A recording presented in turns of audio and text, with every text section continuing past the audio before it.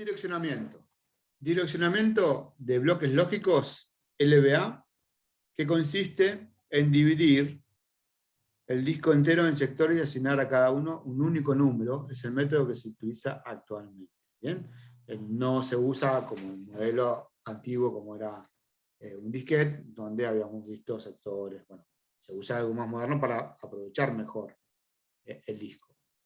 Las características que se deben tener en cuenta de un disco son el tiempo medio de acceso, es el tiempo que tarda el cabezal en situarse debajo del sector deseado.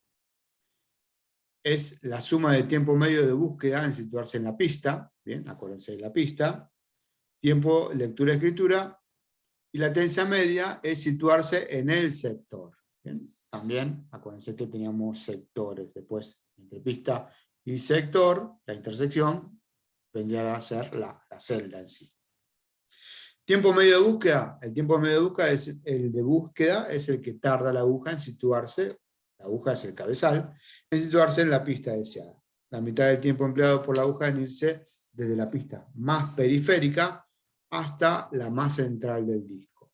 Tiempo de lectura-escritura, tiempo medio que tarda el disco en leer o escribir la información nueva. Depende de la cantidad de información que se requiera leer, escribir, el tamaño del bloque, el número de cabezales y el tiempo por vuelta y la cantidad de sectores por vuelta.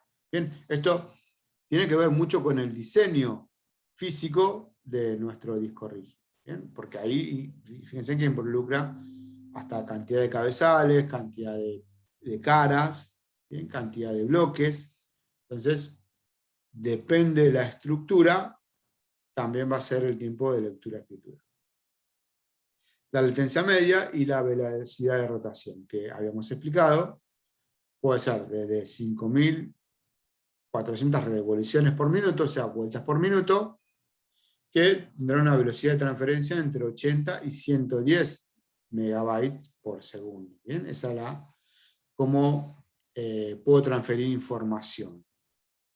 La tasa de transferencia es la velocidad en la que puedo transferir información a la computadora una vez que el cabezal está situado en la pista y sector correcto. Puede ser la velocidad sostenida o un pico, o sea, el más alto, ¿cierto?, de esa transferencia. Otras características son el caché de pista. Muchos discos modernos traen una memoria tipo flash dentro del disco duro donde podemos acceder más rápido a la información. Vamos a ver el tipo de conexión de estos discos. Tenemos IDE, ¿bien?, que tiene, fíjense que lo que vemos acá abajo, se llama board, y es el cable por donde enviamos la información. Uno de los extremos se une al disco propiamente dicho, y el otro extremo a la placa madre. Y de ahí podemos leer o escribir en nuestro disco rígido. Este tipo de conexión se llama IDE. Acá podemos ver los jumpers, ¿bien?, que tenemos la configuración, y a la derecha tenemos el conector de energía. Ahora, algo más nuevo es el SATA. Dentro del SATA tenemos, por ejemplo, el SATA 1, que tiene una velocidad de transferencia de 150 megabits, ¿bien?, casi el doble de los IDE. El SATA 2, que tiene una velocidad de 300 megabits, y el SATA 3, 600 megabytes por segundo, perdón, en megabytes está expresado. Esto es el conector SATA. ¿Bien? Acá vemos el cable, donde un extremo va a ir a la placa madre. Esta imagen que vemos acá es una porción de la placa madre donde va insertado el disco SATA. Acá al fondo pueden ver que dice SATA 1, SATA 2, SATA 3, SATA 4. Y el otro extremo va a ir al disco propiamente dicho. Esta imagen es SATA. ¿Bien? Acá a la derecha sería para la conexión de datos. ¿Bien? El cable que pasamos la información. Y a la izquierda sería el cable que alimentaría eléctricamente a ese disco. Una unidad de estado sólido, nosotros mal llamamos disco de estado sólido. Fíjense que por lo general decimos disco de estado sólido. Y no es disco porque no tiene ningún disco. ¿Bien? Disco está bien que nombremos a un disquete, a un disco tradicional, porque sí tienen un disco en su interior. Pero los estados sólidos son unidades de estados sólidos o dispositivos de estados sólidos. La diferencia de los SSD es que usan, en este momento, memoria flash. Y además, ahora están basadas en compuertas NAND. ¿Bien? ¿Por qué mejoran? Porque ahora no se borran. Los datos no se borran cuando apagamos la máquina. Eso quiere decir que cuando no deja de tener energía, el equipo, no se borra la información de esos dispositivos. Las compuertas NAND es un circuito que genera una salida baja, un 0, lógico, solo cuando todas las entradas son 1. Esta operación, en términos de nivel de salida, es la opuesta a la operación AND, lógica. ¿Bien? La N significa la negación de AND. En la tabla vamos a ver, en este caso, el gráfico lógico de una compuerta NAND y el gráfico de una compuerta NOR, que era la tecnología anterior que usaban los discos de estado sólido. ¿Bien? Acá tenemos las tablas de verdad. Esto es una negación, ¿bien? Es NAND, entonces es la inversa a una AND, y esta es la negación, una NOR, que es la inversa a una compuerta OR. ¿Bien? ¿Por qué hablamos de compuerta? Y por qué nosotros internamente en nuestra computadora armamos circuitos, que por lo general son compuertas AND, OR, y hoy en día son NAND o NOR. ¿Bien? De esa forma podemos almacenar esa información o recuperar esa información como unos y ceros. Tenemos, fíjense en que dos entradas, A y B, podemos enviar información o no, ¿bien? Eso representa un 0 o un 1. De esa forma, la salida puede ser un 1 o un 0. Acá tenemos diferentes, ¿bien? NOT es la negación, o sea, yo envío una información, si lo niego es lo contrario, una NAND, que es la que estamos viendo en el ejemplo, y la que usan los dispositivos para guardar información, una OR, una NOR y una XOR.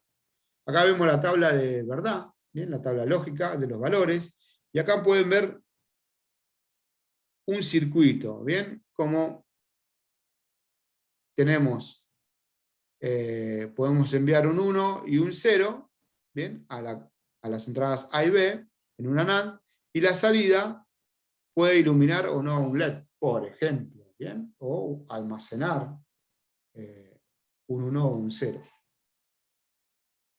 Los datos en un disco de estado sólido persisten incluso cuando está apagado, ¿no es cierto? Cuando no tienen energía, por ser memorias no volátiles. ¿Bien? Eso es muy importante.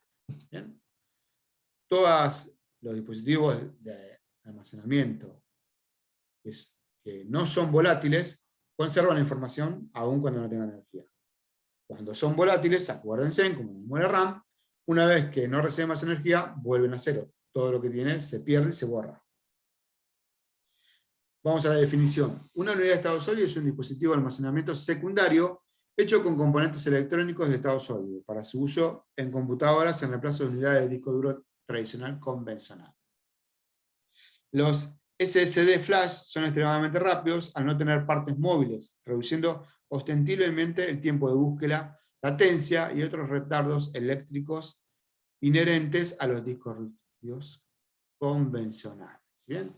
Fíjense en que acá no hay piezas físicas, no hay velocidad de rotación, no va a variar, no tenemos que mover el cabezal para posicionarlo en algún sector. Entonces, todos esos tiempos de retardos hacen, al no existir, hacen que los SD sean mucho más rápidos. Porque nosotros en un disco tradicional podemos tener el mismo tiempo a cualquier celda de lectura. ¿Bien? Vamos a tardar el mismo tiempo a cualquier punto donde guardemos la información. Y para recuperarla lo mismo. ¿Bien? Directamente nos posicionamos sobre esa celda y lo leemos. Y tiene al mismo tiempo cualquier celda que yo elija. Por eso son mucho más rápidos.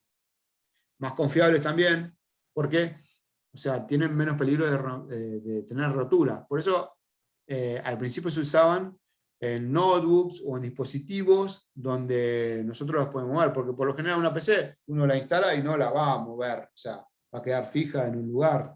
¿Bien? Una notebook sí uno la mueve, entonces ese movimiento a un disco tradicional no era lo mejor. ¿Bien? Más allá que haya avanzado mucho la tecnología, pero bueno, siempre había temor a que sufra algún daño. Por eso era mucho más recomendable usar un disco de estado sólido. Lo que pasa es que los valores eran bastante elevados. Ahora, un disco de estado sólido, en este momento está usando, los actuales, usan una norma SATA 3. O sea que tienen una velocidad de transferencia de 600 megabytes por segundo. Cuando un disco tradicional HDD tiene una velocidad de transferencia de 150. ¿Bien? Obviamente que es 4 veces más rápido. La última tecnología que son SSD M2, NVMe. ¿Bien? Estos discos M2 nos permiten conectar dispositivos que suelen ser de un tamaño muy reducido y aprovechan el conector PCI Express 3.0 por 4 de las placas madres de una PC o de una notebook. Por eso son muchísimo más rápidos. ¿Bien? Entonces, este disco de almacenamiento se nutre de tecnología PCI Express, mucho más rápida que un SATA. Entonces, las velocidades, fíjense acá, las velocidades que llegan pueden ser hasta de 2500 megabytes por segundo. ¿Bien? Ya hablamos de 600 a 2500 megabytes por segundo. Por eso es por 4. ¿Bien? Ahora estamos hablando 4 veces superior a un SSD tradicional. ¿Sí? ¿Ven la diferencia? Vamos saltando de 4 en 4. Primero saltamos de un tradicional a un SSD en 4, la velocidad, y ahora volvemos a saltar en 4 en un M2. Estos son los formatos que se pueden encontrar en el mercado. Esto que ven acá, este rectángulo, sería el tamaño que tiene una unidad M2 2280, sería sus siglas. Y tiene 80 milímetros por 22 milímetros. El ancho no varía, siempre son de 22 milímetros. Lo que puede variar es el largo, que puede ser de 42 y de 60. ¿Bien? Pero son extremadamente chicos, un tamaño muy reducido. Esto que ven acá es un tamaño real, ¿bien? Está hecho a escala. Y acá vamos a ver las conexiones de estos discos. ¿Bien? Por ejemplo, el que tiene a la izquierda es mucho más rápido, es un M2, y tiene una llave M, ¿bien? Y el de la derecha es un M2 con una llave B más M, ¿bien? La diferencia que ustedes van a ver acá es las ranuras, ¿bien? Acá tenemos una sola ranura, y en el de la derecha ven que acá tiene una ranura adicional. La diferencia, a grosso modo, son las velocidades de transferencia. El de la derecha funciona como, o tiene la velocidad de un SD, un disco de estado sólido tradicional, un SATA 3. De hecho, es un SATA 3, por más que usa un puerto PCI Express, tiene la velocidad de un SATA 3. Y el de acá sí le podemos sacar, o podemos cuatriplicar su velocidad. ¿Bien? Esa es la diferencia. Entonces, cuando ustedes les quieran vender un SSD, tengan en cuenta estas ranuras, porque ahí van a saber cuál va a ser su velocidad final de transferencia. ¿Sí? Esa es claramente la diferencia. Ahora, vamos a hablar un poco de lo que es capacidad y velocidad.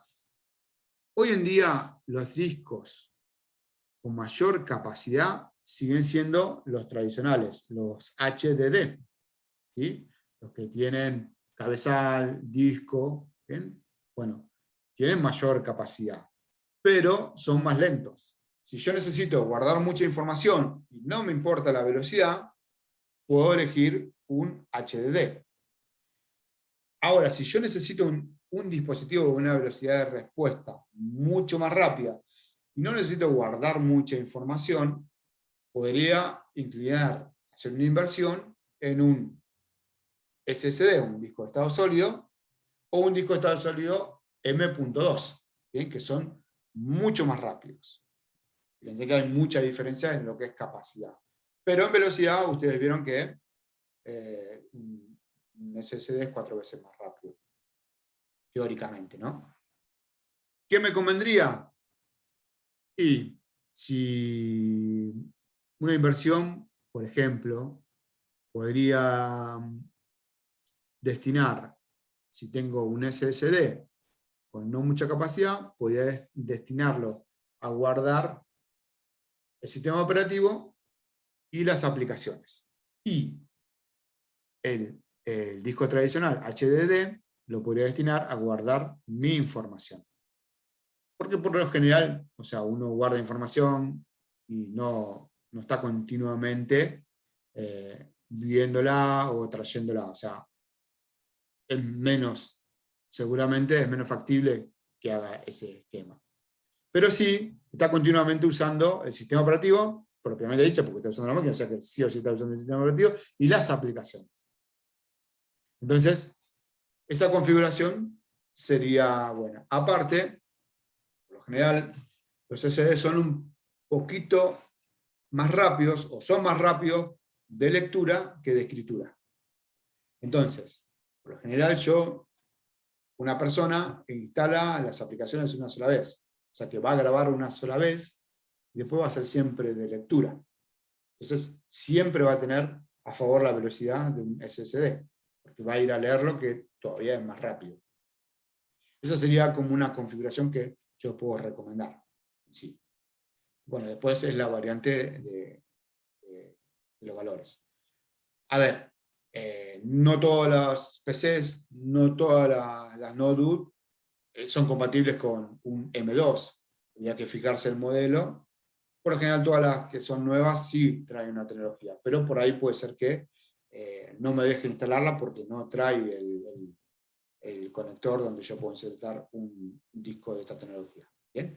Pero seguramente sí puedo llegar a reemplazar mi disco tradicional por un SSD SATA tradicional, porque tiene el mismo conector. ¿Sí? Tiene el conector SATA que traen los HDD. O sea que es cambiar uno por otro y lo tendría que reconocer. En teoría, ¿no es cierto? Después habría que ver casos especiales. Bueno, eso con respecto a la actualidad y lo que ustedes podrán ver o podrán sacar números que le conviene en cada momento, o si quieren hacer una inversión, bueno, ver, ir viendo qué hay en el mercado para hacer la mejor inversión, ¿no es cierto? De acuerdo a lo que venimos hablando. Vamos con los dispositivos ópticos. Bien, las unidades de CD-ROOM tienen una capacidad de 700 megas. ¿Bien? Y CD-ROOM primero fueran de lectura, después nos permitían grabar información, a CD grabables y además hasta regrabables. Ahora, la diferencia de los regrabables era que eran magnéticos. Por eso podíamos regrabar, porque eran magnéticos. ¿Sí? Fíjense en las velocidades, ¿no? Un CD, su velocidad es 6,5 megabits. Con las velocidades que estuvimos hablando recién, obviamente que es muy, muy lento. Ahora, las unidades de DVD tienen muchísima más capacidad, ¿bien? Hasta 17 GB de capacidad. Su velocidad es de 21 megabytes por segundo. Bien, fíjense que todavía bastante más lentos a lo que puede ser un disco tradicional en sí. Bueno, acá tenemos un DVD y una lectograbadora, ¿bien? Un dispositivo, en este caso externo, donde podríamos leer o grabar un DVD o un CD. Acá tienen un ejemplo de cómo es que se graban un CD, ¿bien? Fíjense que abajo tienen ceros y unos. En realidad eso va a consecuencia de estos saltos que vemos acá. Ustedes habrán visto que las grabadoras también las saben llamar quemadoras, grabadoras de DVD. En realidad, lo que hacen es, bueno, cuando es magnético, lo que hacemos es magnetizar ese sector. Pero cuando son una sola grabación, vamos a decir, lo que tienen es una lámina, y nosotros quemamos esa lámina, y al quemar esa lámina, podemos llegar a lograr esos saltos que después podemos llegar a leer por diferencia, por distancia, ¿bien? Si es un 1 o un 0. ¿Bien? Eso es prácticamente lo que estamos haciendo. Vamos a hablar del almacenamiento en la nube. ¿Y qué es el almacenamiento en la nube? Bueno, acá les nombro, les escribí varias empresas, puede ser que se me haya escapado alguna o haya muchas, ¿no? Las más tradicionales, por ejemplo, Google Drive, ¿bien? Que ustedes la saben usar con su cuenta para Android. Mega, Dropbox, que es quizás la que menos espacio tiene, pero es quizás la más dinámica, la más cómoda. OneDrive, que es el espacio que por ahí nos provee las cuentas que tenemos también acá en la facultad, y muchas más. ¿Qué es esto? Bueno, el espacio en la nube es un espacio de almacenamiento que nosotros podemos usar gratuitamente, que las empresas nos proveen una cierta cantidad de gigas para que nosotros guardemos nuestra información. O si no, podemos comprar o alquilar con un abono mensual o anual más espacio, ¿bien? Hay diferentes opciones, diferentes abonos para guardar información. Obviamente tiene sus pros y contras, ¿no? Uno, que tengo que tener una conexión a internet disponible para guardar información. Lo otro, que la tengo disponible de cualquier parte donde yo esté. ¿Bien? Teniendo internet la puedo acceder, o sea, teniendo mi usuario y clave puedo acceder a mi información. Entonces, rápidamente puedo tener información donde yo quiera. También otro tema a favor es que esa información no se va a borrar. Siempre, mientras no pierda el usuario y contraseña y siga pagando mi abono o siga teniendo la cuenta, esa información va a quedar ahí hasta que el proveedor nos avise que va a bajar el servicio y la vamos a tener disponible. ¿Bien? No vamos a tener que preocuparnos de hacer un backup ni nada, porque va a estar ahí. De hecho, muchas veces nos conviene usarla como backup, porque no vamos a perderla, o sea, siempre la vamos a recuperar. Porque esas empresas funcionan con un sistema de servidores donde siempre tienen réplicas, y si a ellos les llega a pasar algo, siempre van a tener la forma de recuperarlos y nos van a devolver nuestra información. Pero bueno, son espacios que podemos considerar como para utilizarlos, porque tienen puntos a favor. Por ejemplo, los que ya nombré. Esa información va a estar siempre disponible mientras el proveedor mantenga el servicio, o sea que siempre lo vamos a poder recuperar, siempre y cuando no perdamos nuestro usuario y contraseña, obviamente. Además, la podemos acceder desde cualquier dispositivo que tengamos. ¿Sí? Esos son los puntos a favor. Después cada uno verá cuál es la necesidad de usarla o no, si conviene o no conviene, depende de la información que tenga guardada y depende del proyecto donde esté trabajando. Hasta acá el apunte. Yo les quería agregar algo más que se llama NAS, servidor de acceso en red. Estos dispositivos se llaman NAS. Hay más. ¿Qué es esto? Bueno, esto nosotros lo podemos tener en nuestra red y usarlo de almacenamiento. ¿Bien? Ahí podemos guardar toda nuestra información, nuestras fotos, y hay diferentes formas de usarlo. Lo puedo guardar como un espacio de almacenamiento, ¿bien? Como si fuera mi disco rígido. Lo puedo usar para almacenar mis películas, mis imágenes, mi información. Puedo configurarlo para que cada usuario de la red, o de mi casa, de mi hogar, tenga su espacio y pueda guardar su información personal con clave de seguridad para que nadie lo pueda acceder si no la tiene, ¿bien? Que sea cada uno su propio usuario de su información. Y puedo almacenar también, si quieren, puedo configurar un espacio en común para que depositar archivos en común para trabajar en grupo, si quieren. Bueno, se puede configurar de muchas formas. La ventaja de estos dispositivos es que yo lo puedo acceder desde mi computador personal, desde mi notebook, desde mi tablet, desde mi celular, y así como lo puede hacer uno, lo pueden hacer todos los usuarios que tenga la red o mi hogar. ¿Bien? Y además, muchos de ellos, a veces en forma gratuita y a veces pagando un servicio, me permiten que yo a través de mi conexión a internet lo pueda acceder desde otro lugar. ¿Bien? Desde mi trabajo, por ejemplo, puedo ingresar a mi información que yo tengo guardada en ese NAS. ¿Bien? Son de estos casilleros que ven acá, puedo almacenar un disco, ¿bien? Un disco tradicional con diferentes capacidades. Entonces, ya hay más grandes, más chicos, hay de 1, de 2, ¿bien? Con diferentes valores, depende de las necesidades. Hay dispositivos que me permiten tener una conectividad HDMI de 4K, ¿bien? Donde tranquilamente yo puedo almacenar películas 4K y verlas en mi televisor Smart TV, a través de la red, a través de Wi-Fi, vienen con Wi-Fi, bueno, tienen un sistema operativo propiamente dicho, donde yo lo puedo configurar. O sea, es una tecnología bastante nueva y que cada vez se está utilizando más. ¿Bien? Porque obviamente tiene muchos puntos a favor.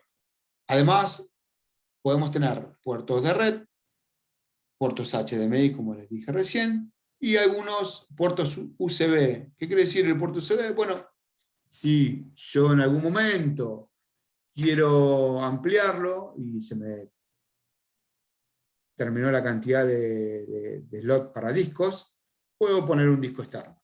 O los discos externos que me permitan, o cuántos puertos USB tenga. Además, algunos también me permiten inclusive instalar una impresora, ¿bien? Entonces podría compartirla y tener una impresora en red para que cualquier dispositivo pueda imprimir, cualquier máquina que yo tenga pueda mandar a imprimir directamente, sin tener que conectarla a nuestro equipo. También puedo vincularlo y, ¿no es cierto?, sacar la información por un externo y llevármelo a otro lado o pasarlo por la red, que también es más cómodo. Bastantes atributos que son buenos para poder usarlo en una red. Una empresa permite discos tradicionales, HDD, por ejemplo, que tiene más capacidad, y también, si quiero un disco más rápido, puedo usar los SSD con conexión SATA, ¿no? Cualquier dispositivos están disponibles y se podrán instalar. Habría que ver el manual del dispositivo en sí también. Esto sería una nube dentro de la red, ¿bien? Sería como tener un espacio de almacenamiento propio dentro de mi red, un espacio de almacenamiento privado.